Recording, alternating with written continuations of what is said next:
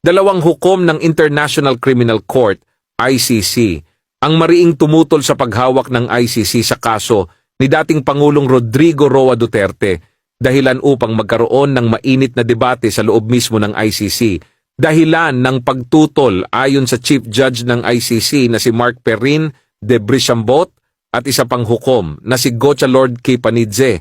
Ang ICC ay wala ng jurisdiksyon sa Philippine situation dahil hindi na miyembro ang Pilipinas ng ICC mula pa noong 2019.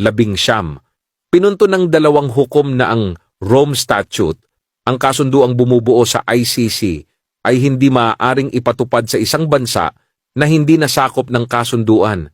Sa naging desisyon ng ICC, 3 hukom ang bumoto pabor sa pagpapatuloy ng investigasyon, habang 2 ang mariing tumutol, kabilang na ang Chief Judge mismo, dahil dito kitang-kita na hindi buong korte ng ICC ang sumusuporta sa kasong ito laban kay Duterte.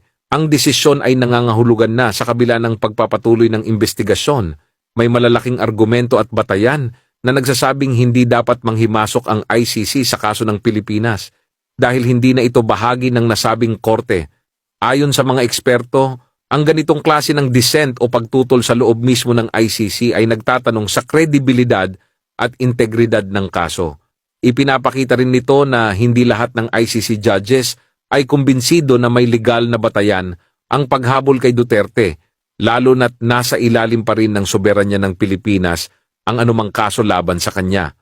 Kaya ang tanong, ano na ngayon, ICC, kung mismong mga hukom ninyo ay nagdadalawang isip sa pagiging lehitimo ng inyong kaso, paano ninyo ito maipipilit sa isang bansang hindi nasakop ng inyong kapangyarihan?